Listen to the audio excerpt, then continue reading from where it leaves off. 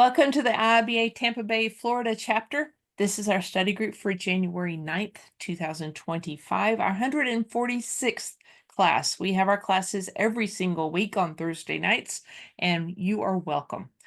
Tonight, we have a guest speaker. Breanne Casteel is going to talk about increasing efficiency with business rules. Business rules are critically important for us to perform well, and we use them every single day, but if you don't know what they are, it's kind of foreign. But once you know what they are, you're a superhero.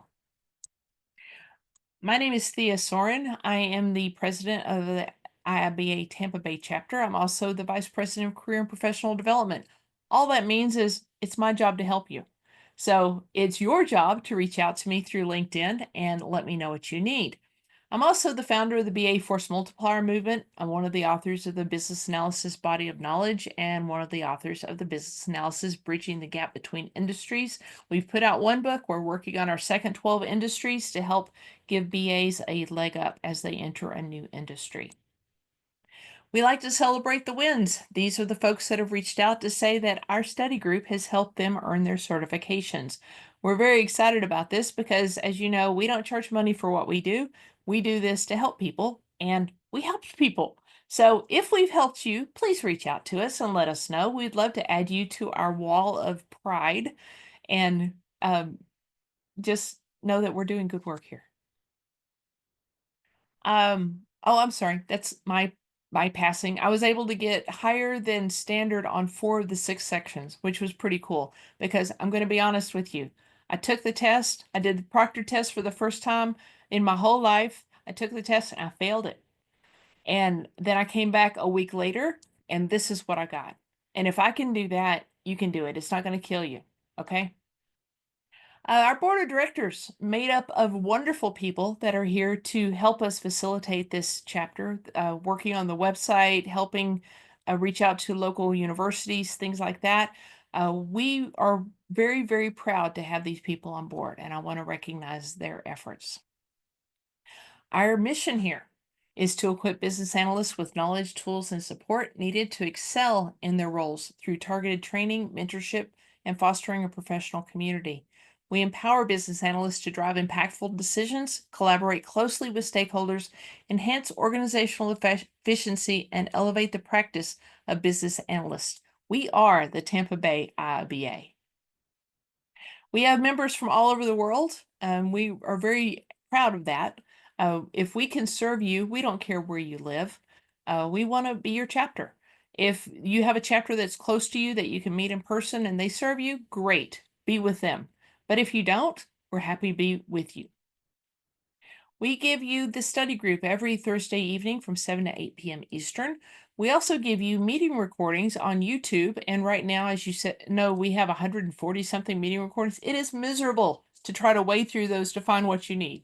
So Bob, our wonderful Bob, has put together his incredible index. And if you go to rpchurchill.com and look at the Tampa Bay, he has put it in order of subject, of speaker, of which knowledge area. He's made it so easy for you to find what you need. And then he's put the link to the YouTube right there just for you.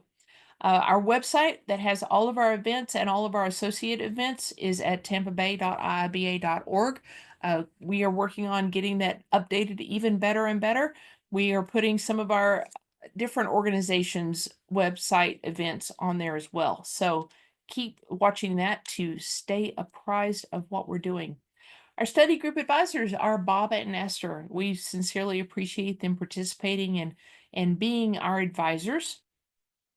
If you live in the state of Florida and you want to meet with people in person, let me know. What we want to do is get together some satellite chapters or branches so that we can have branch locations for people to meet in person and to have some face-to-face. Us extroverts like the meet in person thing, right? And sometimes it's really nice to have study groups or whatever. We can do it at a company level, we can do it at a city level, but we need you to reach out to me so I can find you. I'm going to talk about the elephant in the room. We have jobs, we have talent, we need to match them together. If you know of jobs, reach out to me. If you know of people looking, reach out to me. I'll do my very best to get those people connected. If you're ready to work, I'm here to help you. I'm not promising anything. I'm here to help you though. We have associations that we partner with, the Tampa Bay Women in Agile, the Tampa Bay Product Group, and then several IIBA chapters in Ireland and the Philippines and the Bluegrass chapter we partner closely with. We have some coordinated meetings that we're planning for this year, and we're going to be able to bring you insight from all over the world. Watermark Learning has given us a discount code. If you are studying for your CBAP and you don't know about the Watermark Learning book that is specific for the CBAP, I encourage you to look into it. They've given us a discount code of for 40% off, which is pretty darn good. So all of their training, all of their flashcards, all of their books, 40% off. And we're pretty excited about that. Actually, let me go back. I had somebody contact me the other day and they said that they weren't the discount code had been expired at the end of the year. So I sent them an email and I haven't gotten a response yet. If you try that and it's expired, let me know and I will contact the folks at Watermark and see what's going on and get it for you. Adaptive US has also given us a discount code of 20% off of all of their live classes, on-demand courses, excluding the IIBA exam vouchers. This is pretty cool because Adaptive has a very cool guarantee. If you take a CBAP class with them and you take your test and you don't pass, they will pay the fee for you to take it a second time. And if you take it a second time and you don't pass, they'll pay it one more time for you to be able to take it. So it takes all that worry off of having oh no, what if I don't pass? They've got it covered for you. Tonight, Breanne Casteel is going to be talking, I didn't update this. She's going to be talking about increasing efficiency with business rules. And she's going to talk about her learning objectives. So I'm not going to read that to you right here. Next week, Iksara Jayan is going to be talking about using design thinking to initiate a new project. He is the first person in the Philippines to take the Google design thinking model and to incorporate it and be successful. And so I'm really excited about what he's going to be bringing to us next week. The week after, Chris is going to be talking about leadership using the analogy of a recipe, creating your leadership recipe, identifying your leadership strengths and realizing growth opportunities, which is the other word for weaknesses, and learn resilient strategies when things don't go as explained, because things never go as explained or expected, right? And then the week after that, Alicia is going to be talking about leadership, doing strategic leadership and business analysis. If you know Alicia, she's one of our board members. She does a fantastic job in leadership for us and in her corporation. Bluegrass has a few things coming up and we are supporting them. They have their winter BABOK study group. So if you are studying for any of the 3 certifications for BABOK, they offer you the CDUs that you need or the PDs that you need. They do have a early bird registration discount right now until the 17th. With that, they also give you the Watermark book that I was talking about earlier. I encourage you to consider it. They also have a class coming up on January 28th for AI for business analysis through Skill Development Group. And they also have an early bird registration through the 17th for that. They have Leverage Design Thinking to Drive Value in Your Customer workshop on February 11th and 12th. Data Analytics for Business Analysis workshop coming up on March 18th through March 25th. And then the Business Data Analytics virtual study group is going to be running from April 3rd through May 8th. One more thing, the Agile Analysis study group is June 3rd through July 1st. And now we're going to turn everything over to Breanne, and she's going to come off mute, and I'm going to give her my screen. Oh, I thought you were presenting. I am presenting, but you're going to present now. Let me see if I can figure out how to stop presenting. Okay. Stop share. All right. And you should be able to take it now. Sounds like a plan. Oh, more clicks. All right. You guys see it okay? We can see it. I'm excited about this. Oops. Going back. I do not like this bar up here. Okay. Aha, there we go. Sorry, guys. Let's see.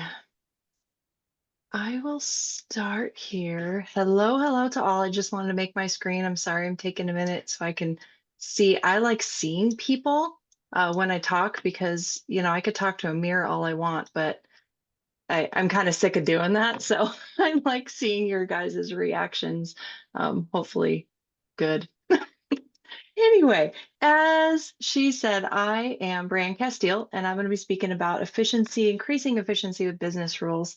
Jump in really quick. I do usually spend about 45 minutes on this presentation, so I'll try to cut it down a little bit where I can. One of those areas is who am I? Let's just skip. Oh, no, I'm just kidding. Um, I am Breanne Casteel. I do want to preface this with the pictures in my slide deck here are from my favorite place on earth, Glacier National Park in Montana. So if you've never been there, I'm hoping you enjoy what I'm saying. But if you get distracted by the gorgeous pictures, that's absolutely fine. That's why I put them up there to share something else with you guys. So I do hope you enjoy Glacier Park also. So a little bit about me. I came up through the tech world. So I graduated in computer science. Interesting tidbit about me is I've never coded a day in my life. I got my degree and decided I want to work with people. So I went into database, tech support for a little bit, which some people may look down on. I really appreciated it when I started getting into BA work because it taught me to listen to the customer, the voice of the customer, as well as working with the developer. So I really valued that time to hear that side of it. Then, of course, I did testing for a while, QA. Loved my time as a business analyst. Yes, I will, the elephant in the room, as you'd say. I do only have the ECBA. I don't have CBAP. I'm not scared that it will kill me. I just went for more rather than digging in on that. So that's kind of just my preference. CPOA, I know you showed a little bit about the agile analysis. If I can plug that for anybody in this call, that was one of the most beneficial certifications that I felt. But anyway, I'll say a little plug for that. I loved it, just learning the content. And then I moved into through business analysis. There's the three horizons. And through the strategy analysis, I really like that aspect. And so now I went into business architecture. So that's where I'm at now.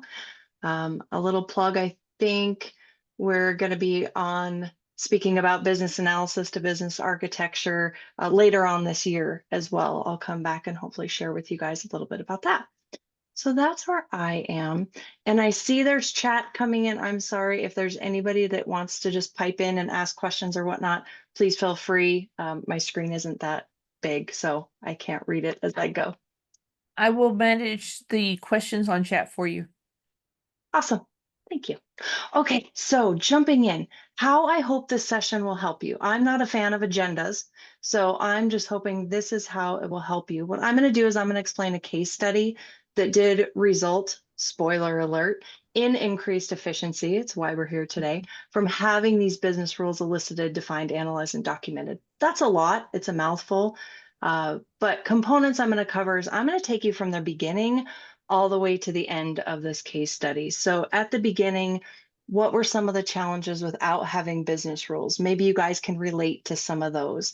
Practical scope of elicitation. It's like boiling an ocean or eating an elephant, right? We've all heard kind of those terms. Benefits and outcomes that came from it. And then I have some key takeaways and some bonus material as well, I'll say at the end. So my ask of you is I'm going to be going through certain challenges that I came across in this case study, but maybe all organizations are different, right? So maybe try to see in your context how it could relate to you. Okay, I don't have that challenge, but try to think maybe there are other challenges with other departments or whatnot that may relate to you. So I really hope that you can resonate with this as we go through. All right, kicking off. Challenges without the business rules. So at this point, there were no business rules defined, identified. Yes, they are. What did you say? That you could be the hero of your company if you can start this, but if nobody in your organization knows that they should exist, who's going to raise their hand and say, yeah, we should do this? Well, that's where I was at in here. So let's see if any of you can relate to these. So maybe if you have rules or requirements that are possibly time bound for an initiative and then dispose of. As BAs, right? We have to do that archaeology and get those requirements pulled out, but then we don't reuse them. Maybe they're not reusable or transparent, or they're not owned by business stakeholders. A lot of time rules and requirements can surface from tech, right? That's where we're writing the user stories and whatnot. But this could be an issue. So if any of these are true, then moving into challenges that I saw here was I just went into 4 key areas that I saw. So this is where I'm saying maybe there's other areas in your business that you could relate this to, but I'm going to run through these really quick. So the business, as a business, they need information at their fingertips to do campaigns, for example, of program rules. They need their program rules to communicate internally, externally what this program does. They need that instantaneously for when they need to create those campaigns. Customer service, this is a big challenge. This one, your customer service is your first line of defense for your organization. You have customers calling in with problems. If they are experiencing in-depth questions that they don't know how to answer, then what challenges I saw were some of them were being sent to the tech department as bugs because, and I'm going to use air quotes here, it didn't seem right. Because if it's, a customer's calling in with a problem, person on the phone doesn't really understand it, has no resources to go see, is it true, false, how should it work? Then, yeah, it doesn't seem right. I agree with the customer. Let's just throw it over the fence to someone else to figure out. Also, it can be sent to the tech. In here, I'm saying tech, business analyst, dev, QA, it could be product owners, whoever's in your organization, right, in that field, that they have to then give the answer of why or how is it working this way. So sometimes we would get inquiries coming in saying, yeah, this is a bug. Well, then the BA, QA, whoever had to turn around and say, no, this is how it's supposed to work. So what it really led to was longer, more frequent touch points for that customer service rep. That leads me into customers, of course, right? You can kind of guess that one. There was slower turnaround time for the assistants to solve their needs there. Then the tech, on the tech world, so we're talking about the BA, dev, QA, product owner, their time to research these inquiries took them off their current sprint work. So their capacity planning that they were needed to do future work, current work, they had lower bandwidth to get their work done because they were completely taken off. So overall, yes, it led to inefficiencies, frustration, slow response time. So those were the big challenges there.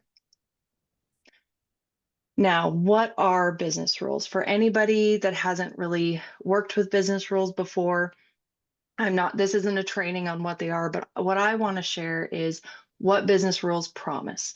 So I was in this case of, we have these challenges. Why did I even come up with maybe business rules can help solve this? I will be honest, I just happened to have gone to a BBC Building Business Capability conference at the time. And I sat in a class where Ron Ross, Gladys Lamb were talking about business rules and how they can align and whatnot. I thought, hey, okay, let's see what they promise. So I'm going to kind of share that with you at least.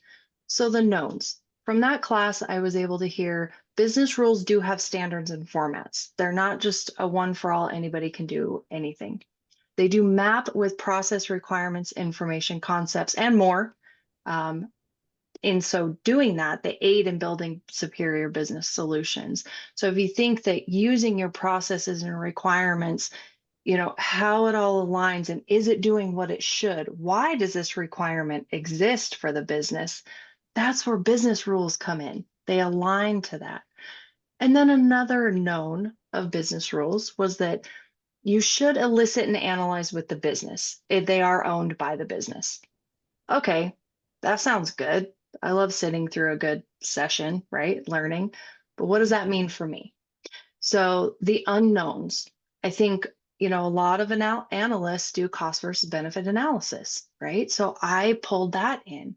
said, what is the cost of elicitation and documenting versus the measured benefits? I didn't know that these documenting these business rules would fix the challenges that I just shared with you guys. What were the impacts? Of course, eliciting with the business units, if I have to, that last point on known, elicit and analyze with the business, I'm taking their time too. Are they going to be willing to help me understand this? So there were some unknowns. Okay, understanding the knowns and unknowns. This is where I was at. We were at the start of a big initiative, which was going to rewrite a program. So the program already existed. I will just be transparent and say it was a loyalty program. So, if you can relate to that at all in your organizations, was going to get a complete rewrite in there. So I thought, hey, this touches a lot of different departments, a lot of different areas in the software. Let's try this out from the beginning. So that's when I started utilizing the business rules. So how did I do it? Um, we know what the output is. We know we need documented business rules, but how do you do it? That's the key, right? How do you do anything? How it's change management. So it doesn't happen overnight. So I just wanted to share with you guys some of the practical steps that I took. Maybe it can help you if you're starting on this endeavor as well. So with the scope, I would say start small per initiative. So yes, this initiative was rather large, but it was still an initiative. It wasn't, I'm going to try to document all of my all of my rules for the business overnight. This is like changing tires on a moving car, right? You can't just stop what the organization is working on and say, no, I need to go back and look at all your business rules. Like, no, take it step by step. Having the critical conversations in here, creating awareness to show value just enough, just in time, and understanding that the business owns it. So you have to create that ownership with the business. Now, a cool thing on here I'll share with you guys is, agile analysis, feedback sessions, right? If we do sprint reviews at the end of the sprint with the business, this is a key time to create this awareness with the business. So what I did is I kind of, if you guys go grassroots to do change management, this is kind of where I was at. It's like, oh, you don't know what's coming, but I'm showing you something cool and you don't even know. But I would share, okay, this is what we got done in the work for the project in this time frame in this sprint. And it was with different areas of the business as well, not just the business owners around that specific area. And when they would ask why certain things were done, instead of me or the business owner just answering them, well, it's because of a decision we made, right? I would go, that is a great question. Let me pull up the business rule book where we have this documented because it was just starting out, but it was getting them aware of, hey, we have something now. Hey, we're starting to document these and pointing to it, saying, yeah, we did talk about this, and this is the business rule that we came up with. So this is why we went this route. Oh, okay. So that was really cool way to gain acceptance and build that awareness in there. Moving on to the rules, not the business rule, the rule book rules. They should have rules around the rule book as well. Is have one searchable, transparent rule book. I'm going to say this right now, right here, because I got a question on this a different time that, well, do you have to, what happens if you have only one and you have a huge organization? Now, full transparency, this case study was done on a small to medium-sized business, okay? In a larger organization, I would just put it through your filter to say, is it okay to have multiple rule books or not? Um, I'm still not on that side of a fence that it would be okay, but I'm still thinking about it. Okay. So, but the reason that I say one rule book is because I did have some departments come and say, oh, I like that. I want you to come create a rule book for the marketing department, for the accounting department, for, these different areas. And the problem with that is marketing touches all programs. They need to market for everything. Accounting touches all programs, right? So if you have multiple rule books that have redundant rules in them, then they're going to become inconsistent. Once something becomes inconsistent and outdated, we all know what happens. People start trusting and stop using it. So then you've lost them right there. So just be careful with that, and why I say start with one and really try to hold to one if at all possible, because you really don't want that redundancy, because then they get out of whack. So that's my reasoning for saying that. Summary and best practices. Create a summary and format for best practices. I'm going to come back to this point in more detail in a little bit. Very important, though, about the ownership, security, and training. Set ownership of this rule book. As I mentioned, the one transparent and searchable rule book, the last thing you want to do is put it on a company SharePoint site, completely open. Oh, great, everybody can see it. But then if you don't have security on it, everybody can edit it too. And then everything that you've done gets out of whack. So set that security.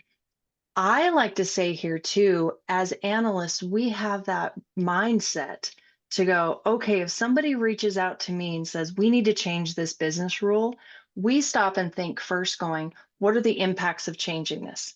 Do we need to get a hold of this other department, this program? It's going to cause technology changes. So this is going to have to be a prioritized project. Business people that come to us may not understand the full impact. That's why we are stewards of this and owners of this rule book. So that's really important to make sure that those of us that have that analyst mindset are the owners of this rule book, not a business owner of a program, because they will just go change it and then it'll get outdated. Now, I want to touch on a disclaimer really quick. This sounds all great, right? Have summary, best practices, make sure it's perfect. Mine wasn't. Okay, I'm just going to tell you guys that. As I mentioned, we're changing the tires as the car is moving. So I got just enough just in time.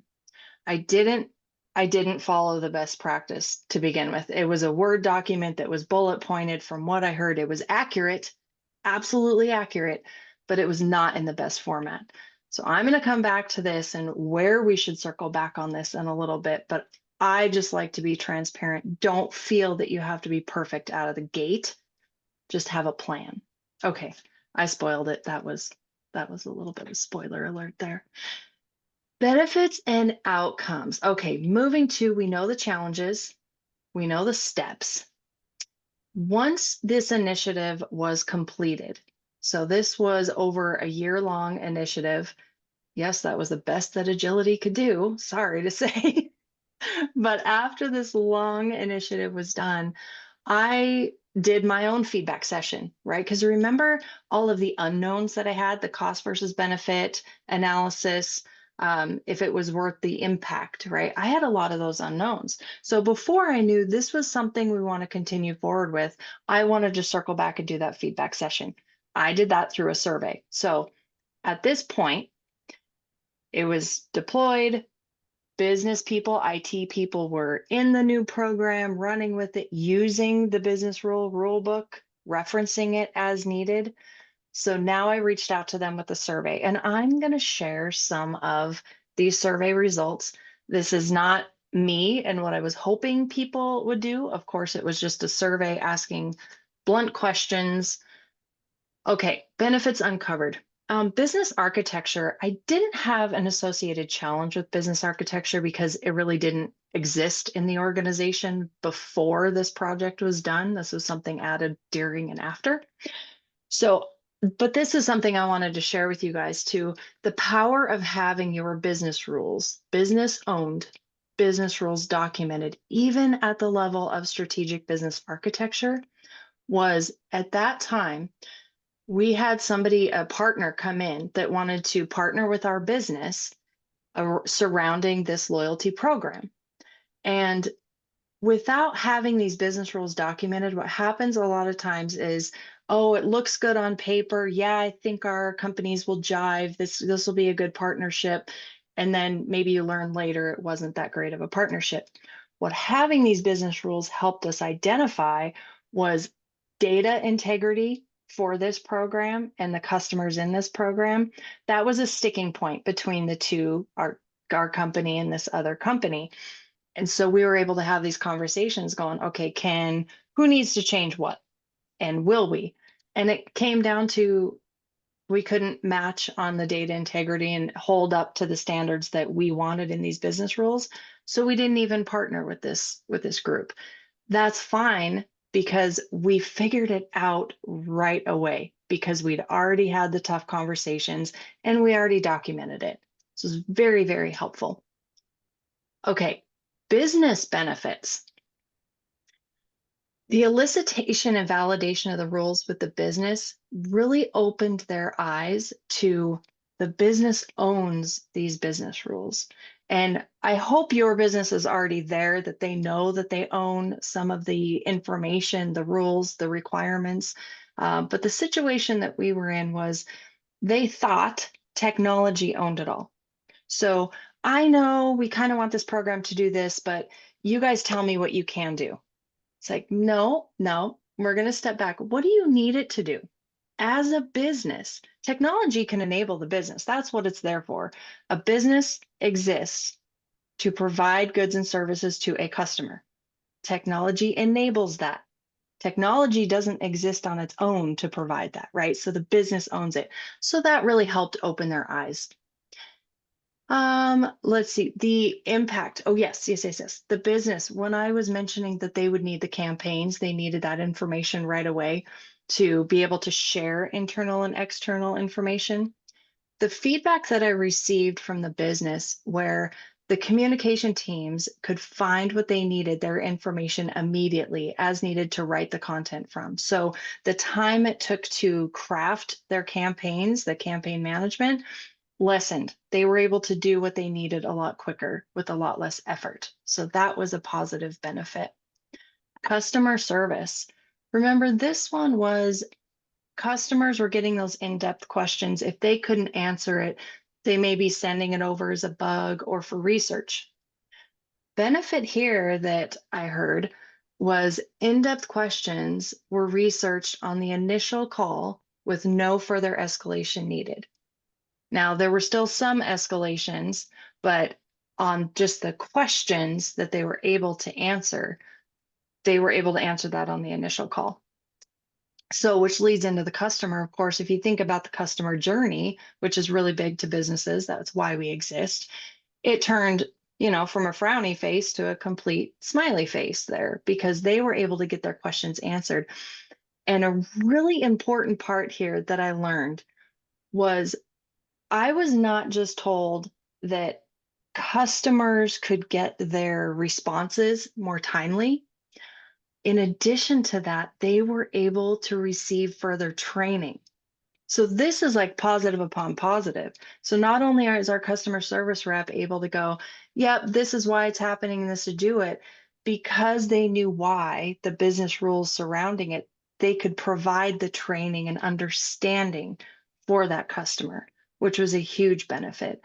They were also able then to go forward and make training, because that's what a lot like the campaigns and whatnot going, we're getting a lot of questions on this, and this does follow a business rule, so it's not a bug, but we need to be proactive instead of reactive. So very, very helpful. Breanne, would you give us Yes, some examples of what business rules are for people that aren't familiar with what we're talking about? business rules, and I had these written down for generic before, and I didn't bring them this time.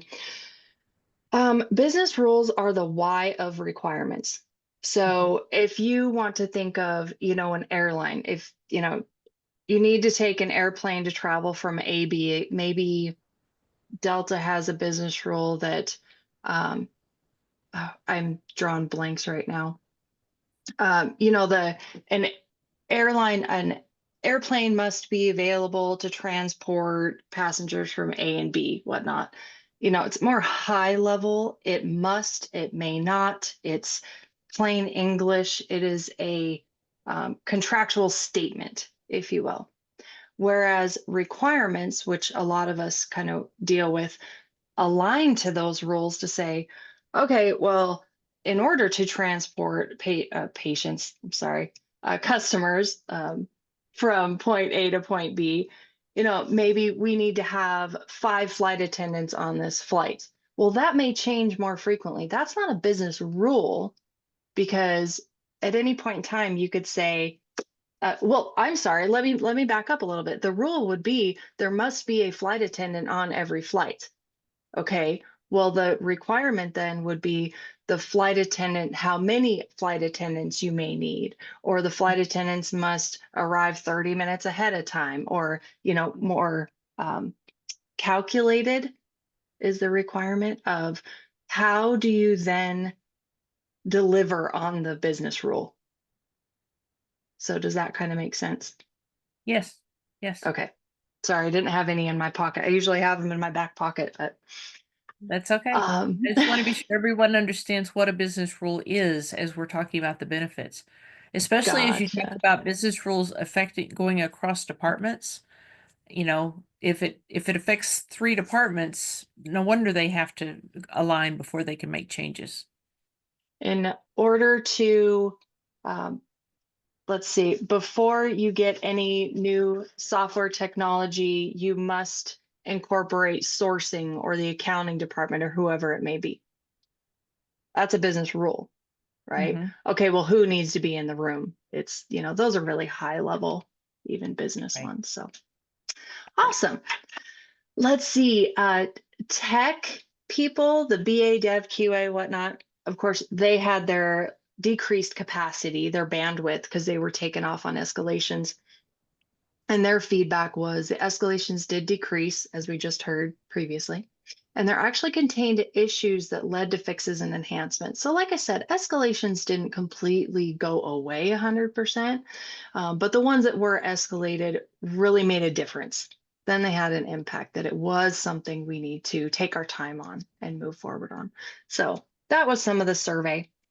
Summarizing that information, then the 100% satisfaction in business rules being documented. I'm not even going to say 99.9. I received completely zero negative feedback, which was positive. The increase in work efficiency, I say work efficiency. I just like to explain this a little bit because it sounds like a good buzzword, right? Oh, it increased work efficiency. What do I mean? I mean the total output. What are you able to do and give to the total input? How long did it take you to do something? So that is a calculation. So that work efficiency, we were able to provide more service, do more work, be more efficient, instead of trying to do that archaeology and dig so much, and then increase customer satisfaction. And I make the point here, internal and external, because it was how we do our jobs internally. We were equipped to do our work as well as our external customers. So I have a couple of key, I'm going to kind of go through these a little quicker here because I know I only have a couple minutes. Key takeaways in here. Let's see, succeeding with your rule book. I want to circle back on that disclaimer. Given where I was at now, so I had the survey results because I didn't know it was this worth it, cost versus benefit analysis and all that. So now after I got the survey results, I heard, yes, this is something that we should do going forward. Then okay, now I need to go back and make this so it can be, it could grow, it could be scalable. It's actually in good format. So this is when I took the time at this point to go back and say, okay, I have a bullet point document, kind of, in an outline format in Word. We've all done that. It wasn't very pretty. Now I need to make it follow the best format. So I just want to remind you that you don't have to have it perfect to begin with. It's important to get the business rules documented and then go back and make it if you don't have the time. That's okay. All right.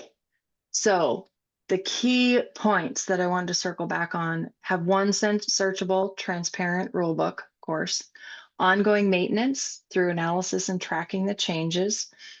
This one's very important because once it gets out of date, again, nobody uses it. So yes, you've documented it in the program, that's great. But then as you go forward and make enhancements, make sure you're going back, somebody is going back and updating that rule book.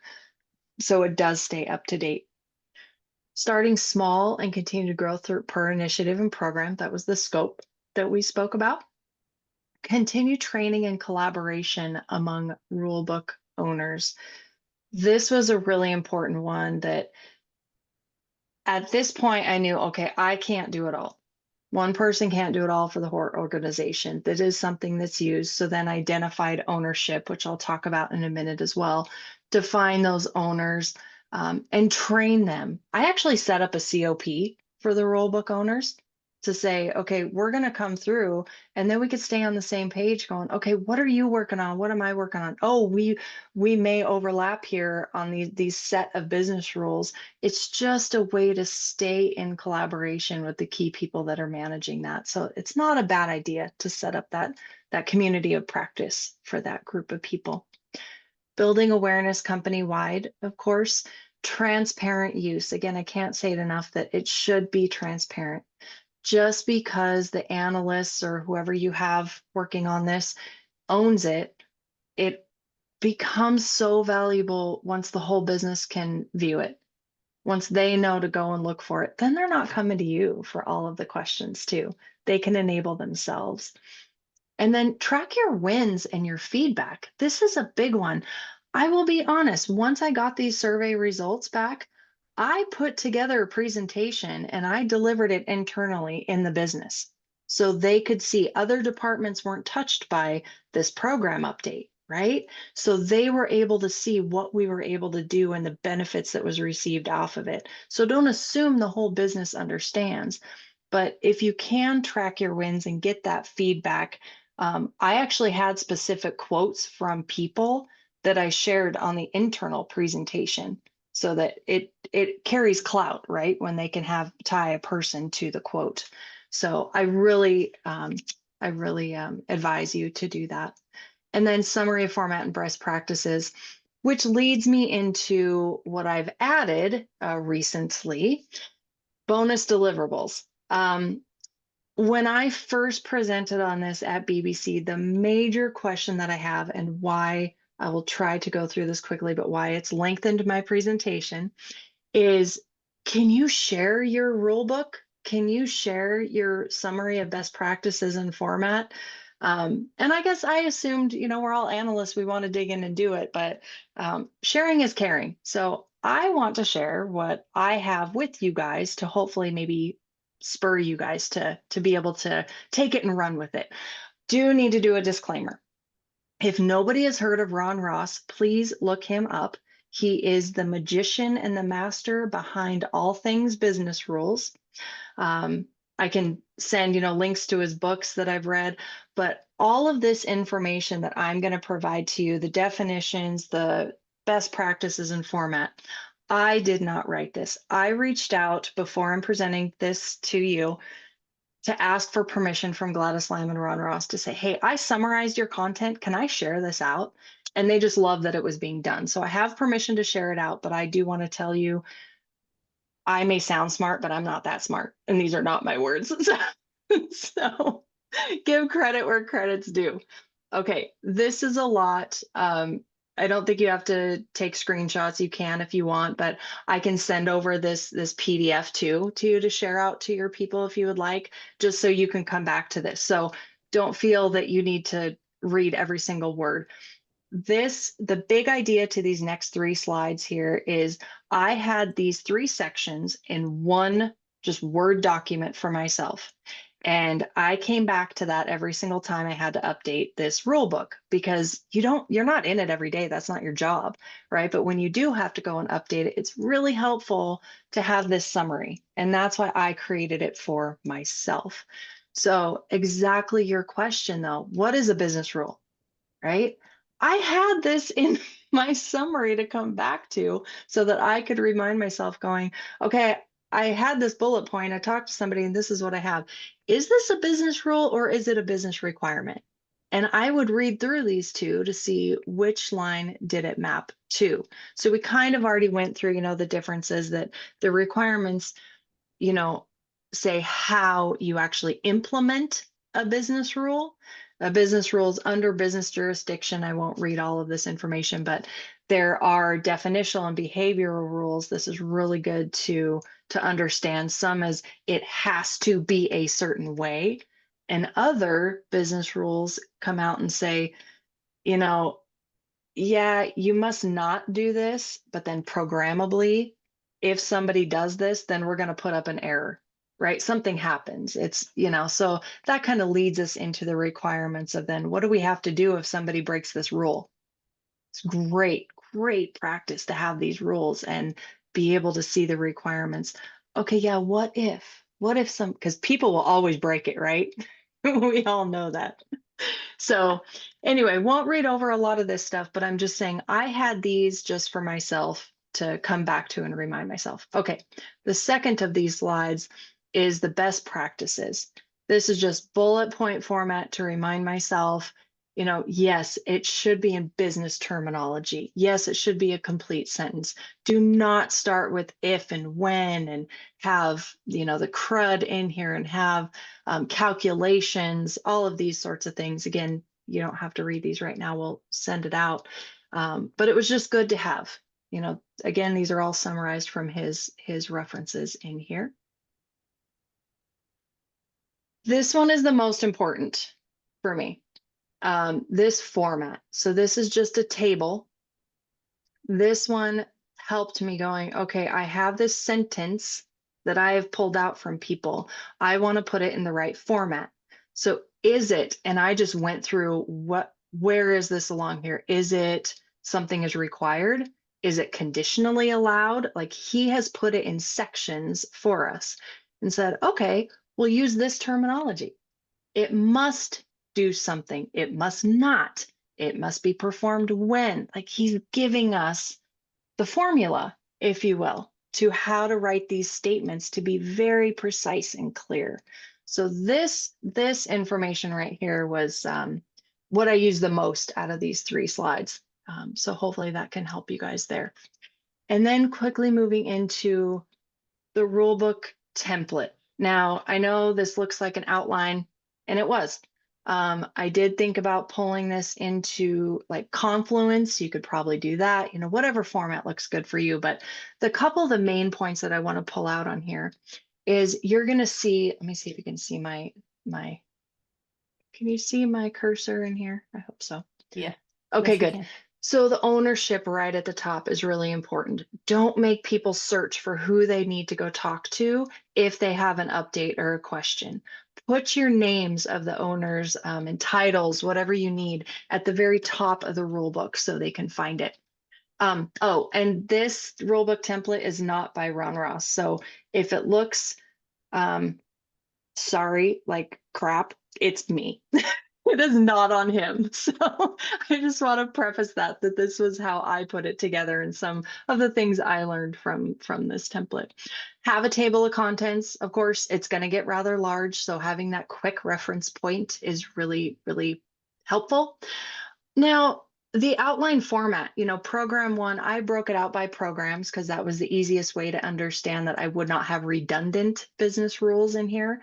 Program specific. Yes, it crossed business units and whatnot, and why I have the A, B, and C in front of it was very helpful. You're going to see under like unique subset, if you have the subsets, fine, but you can see the A1, A2, A3 in here, sorry, turn that off, was these are unique identifiers, right? Anybody who works with data understands you need a unique identifier.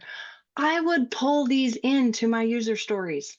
So if we are updating something, then I would say in the user story, I would say it too, but so they could reference it back if they wanted to go per rule B22 that states yada, yada, yada. You have that unique identifier. So you just want to be careful that you're not updating going, well, I'm going to put this program above this, and you've referenced B22 somewhere and now it's C22. Just be knowledgeable of that you're not running that, moving it around too much. Another really important part is, yes, there is an update history at the bottom. This is very, very important. This takes accountability off of you as the owner of this rule book. So as you're maintaining this, I updated business rule. I'm just picking on B22. I do not know why, but I love that right now.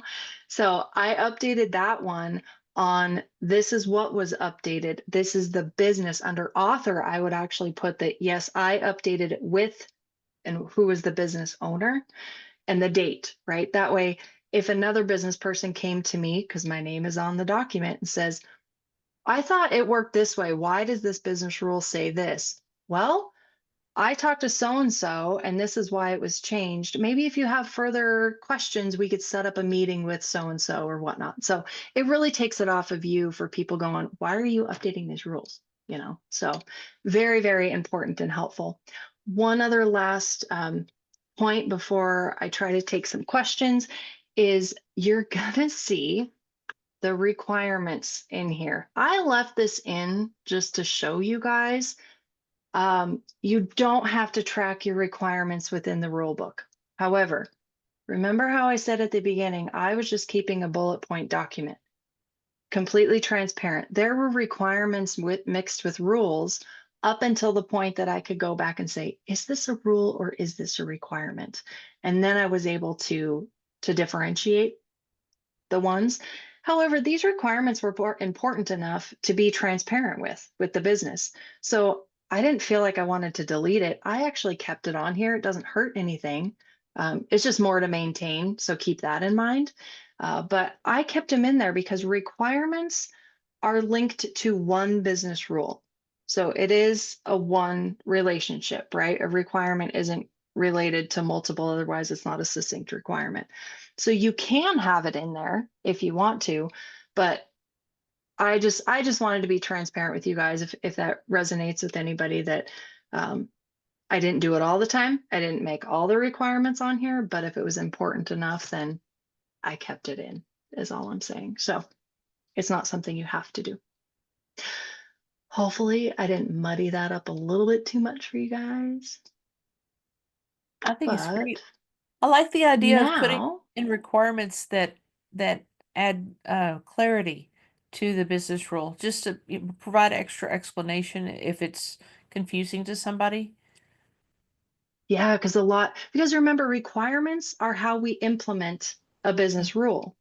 So it depends Right. on who is reading this. If it's, a strategic business person, they're probably not going to be interested in the requirements. If a program manager is reading it, they may really be interested in it. Hey, why doesn't it say this? You have to have 5 flight attendants per flight, and you have to well, because that's a requirement. They don't understand a rule versus a requirement. They just want to know that it's there and it's accurate. So um, anyway, with that, I did throw out my LinkedIn information on there if anybody wants to reach out. But I see there were a lot of comments. I apologize. I didn't read through those. But if there are any questions, more than Uh, happy. there was one question. Are there categories of business rules or types of business rules?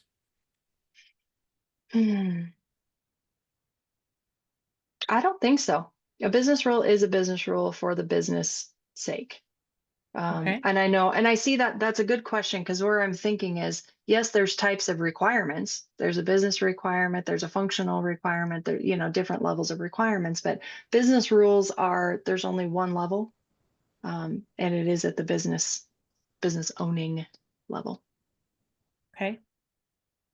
And whenever you say you want owners of business rules, you mean that the business rule cannot be changed unless that owner agrees, correct?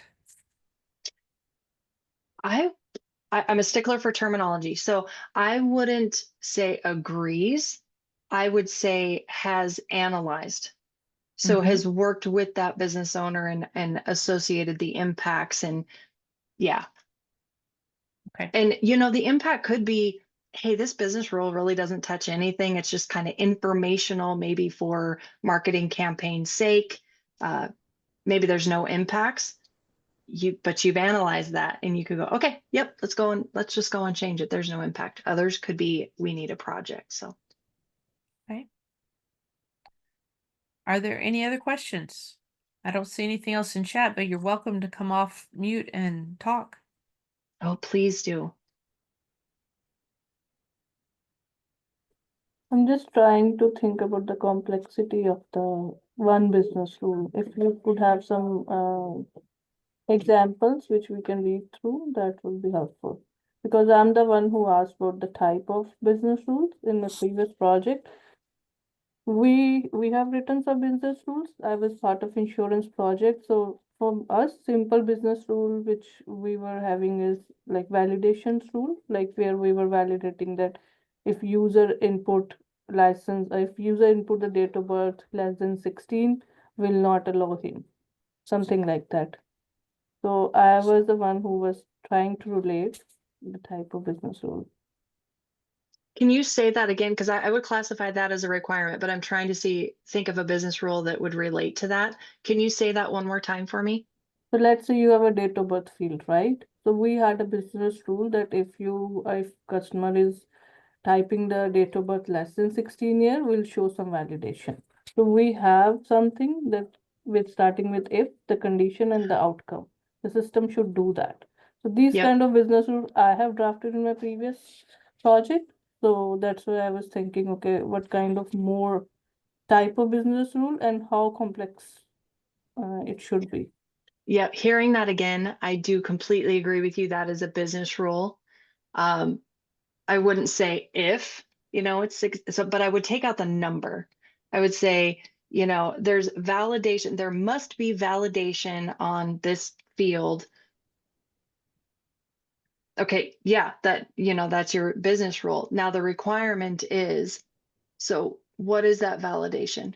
If it's less than 16, then this. If it's greater than or equal to, then Yeah, this. yeah, Those are the requirements that will enable that business rule. But the yeah. validation overall, you're absolutely right. That would be a business rule.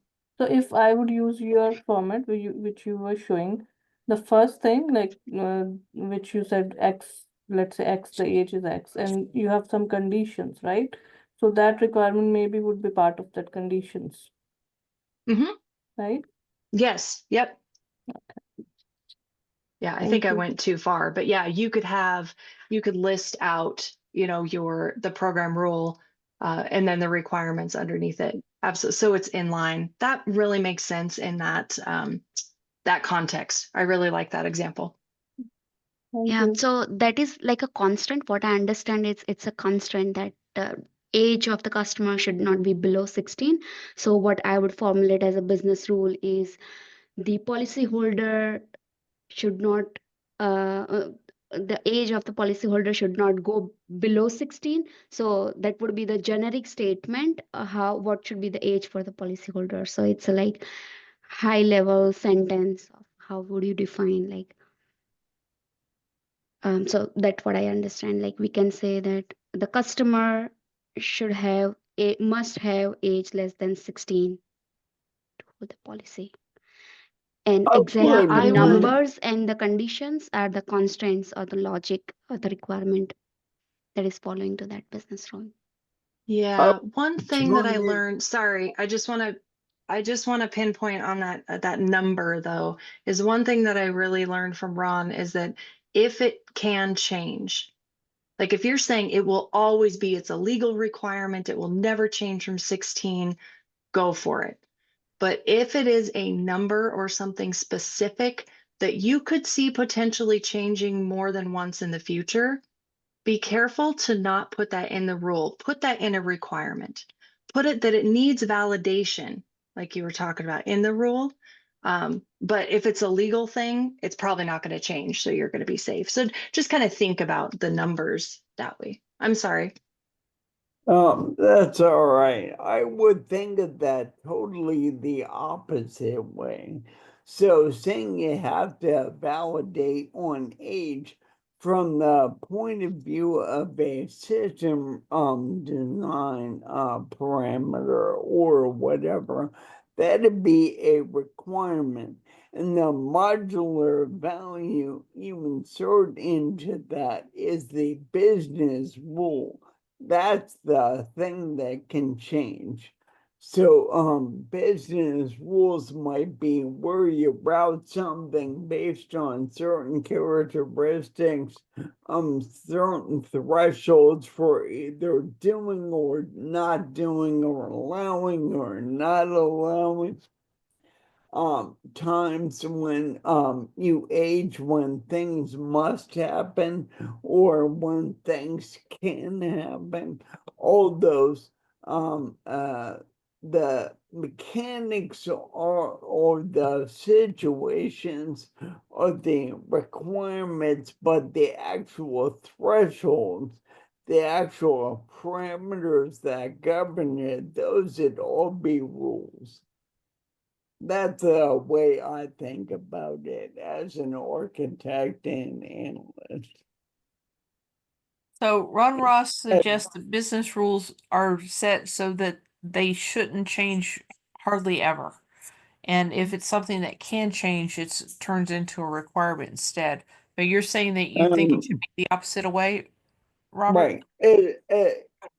Here's the thing, when you're having discussions like this, there doesn't have to necessarily be one industry-wide way that this is defined. All right, as long as within the group you're working with, you all agree on it, that's fine. If I was working with Ron Ross and he was my boss, I'd do it his way. If so he's working for me, he does it my way or in a way that we agree on. And So as long as you do it consistently. right. As long as everybody has a consistent and shared and reproducible understanding. All right. Brianna, thank you so much. Do you have any last words? The only thing that I will quickly say is then I would be careful because business rules also map to other pieces of your architecture. So you'll just have to make sure, because I've drawn out a meta model for the engineers, for the developers, right? Of they do rules-based routing, for example. And if we switch it to be requirements instead of rules, to your point, Robert, you know, if you define it, but I'm going to go with this way, but it's just, you know, that meta model mapping, just make sure that it flows, because it's not just in the confines of this rule book, it's to be used throughout the whole business. So I would just keep that in mind. Yeah. Okay, ladies and gentlemen, thank you so much for attending today. If you have not, please post your name in the chat. That's how we're keeping attendance this week. And we want to be sure that you get credit for this hour, especially if you need this hour of training for your certification down the line. So put your name in the chat and let us know that you're there. And come back and join us next week. And we have more great material for you. If you have any questions, if you need any assistance, please reach out to me on LinkedIn and I will make time to work with you and do whatever I can to be of assistance. Breanne, thank you so much again. It's been wonderful. We appreciate your experience and I'm really, okay, she got to work at the KOA company, guys. You know, the campgrounds? I was just so geeked out. Anyway, she has a different job now and she's doing fantastic. And I have no doubt that we're going to hear more good things about her. In fact, she's coming back in March, in a few months, and she's going to present something else, I think, on business architecture. So we will talk to her then. Again, reach out to me if you have any questions, and we will do our best to help you, okay? Y'all have a good week. Thank Bye. you so much. Thank Thanks. you. Bye. Thank you. Bye. Bye. Thank you. Bye-bye. Thanks. Bye.